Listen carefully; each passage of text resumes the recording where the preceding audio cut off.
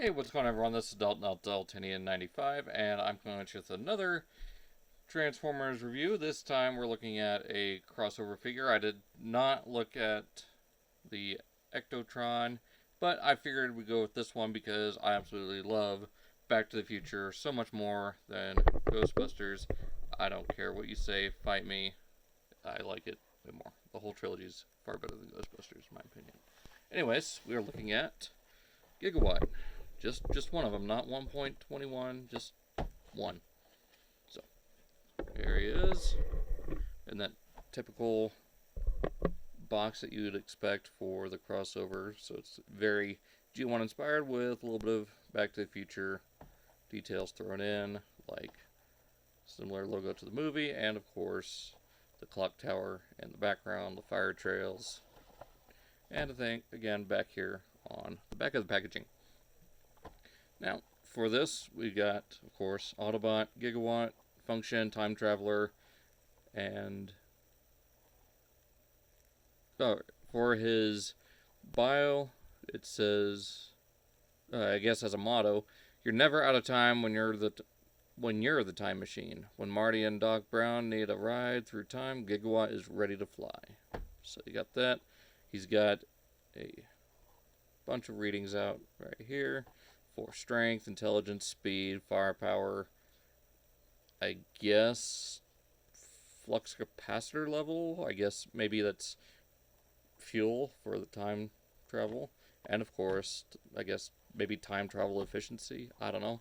It is a product of Universal Studios and Amblin Entertainment, but as you can see, there is no official logos for DeLorean, so this is just a license for the time machine, which just happens to look like a DeLorean.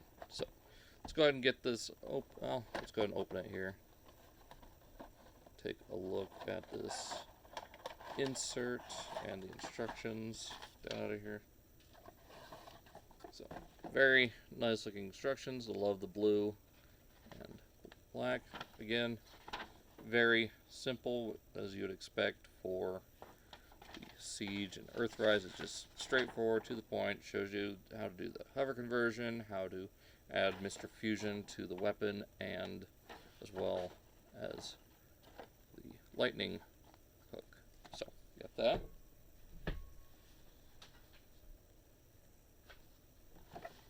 And right in here, we do have a bunch of readouts here on the flux capacitor, 1.21 gigawatts. I guess a schematic for a regular DeLorean, as far as showing like how the engine placement. So you got that, and then of course right here you got the 1.21 gigawatts, or gigawatts, however you want to pronounce it. So let's get this out of the way and get them opened. Alright, he should be here any time now. Just, oh, well, I guess he's finally here. A little late, but, you know, whenever he was. But it was interesting. So, here we've got Gigawatt out of his packaging, and looking fairly good for the most part. I do wish that instead of this gray, which you can see kind of that steel or stainless steel kind of brushing effect there, I wish they'd gone with this kind of like shade when it does shine of silver just all throughout, and left this darker kind of gunmetal as it is. But for the most part, it does look good. You've got all these details all throughout here. Just a little dirty. But you got, of course, these cables and light strips all across the front here. Like I said before, there is no DMC logo because, like I said, this is, you know, a license of the Time Machine, which just so happens to have the same body structure as a DeLorean. You know, that's how they got around it. So, yeah, the licensing is for a Time Machine, not a DeLorean, so that's why you don't have it there. Some really nice paint here on the rims, as well as the back here. Wish there was a little bit more they could have added to that. We've got the red and blue, then blue and green over here. Got the black exhaust vents for whatever from the reactor. And then you got the California out-of-time license plate. Some nice red painted taillights. And of course the blue tinted windows. I believe this has a bit of black paint around this little section here. But, you know, they kind of fixed that. Originally it was just clear plastic, and you could really badly see the inner working, you know, the inner plastic there. But with this, a little bit more difficult to see unless you're holding it up close and whatnot. But from straight on, doesn't look bad. Now, as far as accessories goes, he does have the rod that Doc, or 1955 Doc and Marty used to, you know, harness the power, 1.21 gigawatts of lightning, power from the lightning to channel it right into the flux capacitor, you know, from the clock tower. So I got that. I do wish they would have done some like copper paint along this copper wire here, but it's fine, you know, especially considering it's, you know, rubberized plastic. I need to put it under some hot water to straighten it out, but we got that. Of course, got his rifle, very, for the most part, prime looking, except for this little section here at the bottom and these two attachment points, which we'll look at later. For storage, just plug it in right under there. And of course, we do have Mr. Fusion, which you can actually see right there. So Mr. Fusion Home Energy Reactor. See the little logo here, this little thing, because this was originally, I believe, a Mr. Was it Mr. Coffee grinder? It'd be the little section there that'd be black, and then of course the little red latch, and then of course the hinge. And I guess these would have been the buttons to grind coffee on the actual prop. And you can see on this side it is pretty smudged, but like I said, right there, whoop! Aha, didn't go far this time. It does say Mr. Fusion Home Energy Reactor. So, very nice that they did that. And you can actually plug it in right up here. Just kind of hold this together, and for movie accuracy, have this wider section pointing back. And just apply a little bit of force, and there we go. So now we have what is, in my opinion, the best look for the DeLorean, or the time machine, whatever. It does have also the hover conversion gimmick, which you can actually just fold these rear wheels down, just do it till you hear just, or feel just a little soft click. Then here on the front, you want to be careful. There are two sets of joints up here.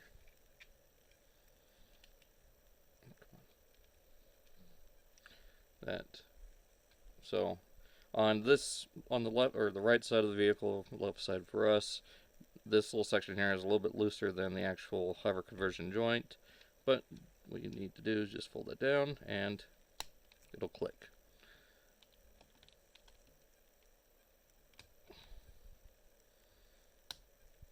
Oh, come on. Just kind of, there we go, gotta fiddle with it until you get it. You can have it just kind of whooshing around, flying around Hill Valley in 2015, or, you know, right at the end of Back to the Future Part 2 in 1955, where it's got the little string of decorations hanging off of it. So, very nice. And of course, you got some of the under vehicle details here. Like that. We'll go into that more in robot mode. But going back to the road configuration, let's go ahead and compare them with the base mold, which is, of course, Sideswipe here. Now, there are some differences in wheel placement, and a lot of the parts are arranged somewhat differently. Not in a huge way, but you can see right here where the arms would line up. So there is quite a bit more added from here forward and here back. Well, it kind of stops at the same point. there.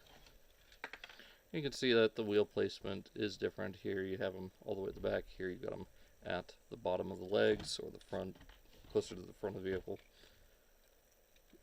And even though I thought I had it, still pops off, which is fine because we're going to go ahead and pop it off anyway to go into robot mode.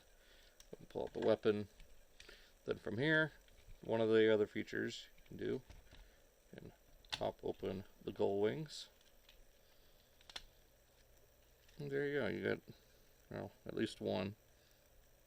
There you go. Go ahead and open up these panels here. Just fold this all back.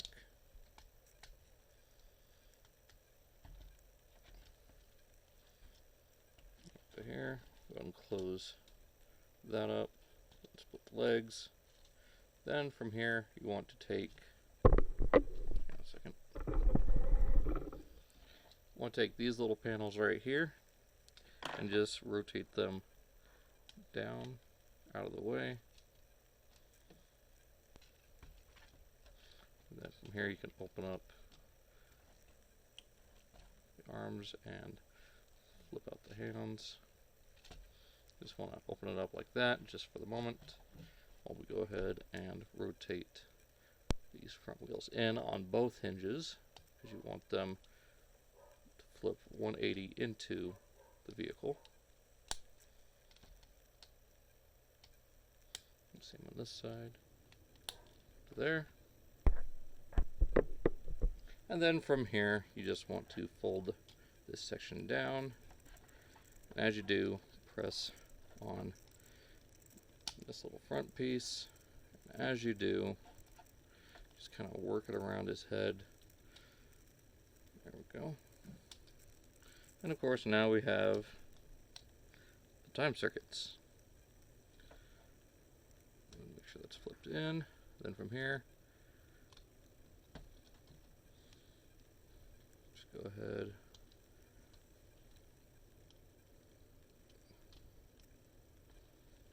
and there we go. Now we have Gigawatt, or Gigawatt, however you want to pronounce it. Oh, come on. There we go. In robot mode. And then you can go ahead and give him his weapon here, or some options you can have for it. And plug Mr. Fusion there onto the back. But personally, I just like plugging it in up top. There you go, Mr. Fusion powered rifle that you can use, as well as the hook, which you can mount on his forearm.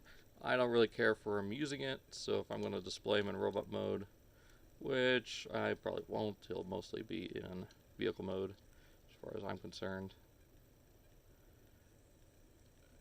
Just plug that into the door right there, and there we go. So there is Gigawatt. You can give him one of these from Rung. Looks kind of like the time effect, you know, lighting effect or whatever, the visual effects that they used for time travel in Back to the Future. So looks interesting. So again, just like with Ectotron, this works really well. I think with Ectotron, I do it in purple with the orange going around it, or is it orange with the purple going around? It's one of the two. Either way, it works. So let me get Sideswipe real quick. And here we've got Sideswipe, so you can see some of the similarities and difference between these. Of course, he's got a much larger and boxier chest, and he comes out just a little bit taller due to, you know, the bigger amount of, or massive parts here in the torso. For the most part, the the shoulders are completely new, but from the bicep joint down is all the same. The waist is different, even might be the same, but I've got a sticker over mine. But yeah, it looks to be the same mold. So from literally the waist to the bottom of the thighs are exactly the same. The shins themselves are different. Of course, this one having like these little mini flux capacitors on, I guess what would be the kneecap. So yeah, fairly amount of differences as my voice cracks. And even the head sculpts are a little bit similar. I really do like the fact that Gigawatt here does have the goggles. Kind of make him look like Doc. Now for some reason mine likes to look down a lot. I think there might be some mold flash inside the ball socket. So I can easily fix that if I pop the head off and just take like an X-Acto knife or some sandpaper to it and sand it down.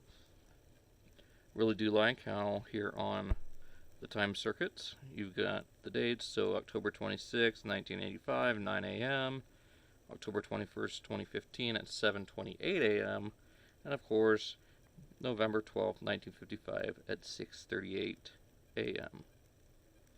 So yeah, I think it is a.m. Might have that wrong, I don't know. Anyways, so you got those. Nice look at the flux capacitor. Now as far as articulation goes, it's pretty much the same as Sideswipe. You got a ball jointed head, forward, back, all around at the shoulder, in and out, full 360 at the bicep swivel. Just be careful of this joint here.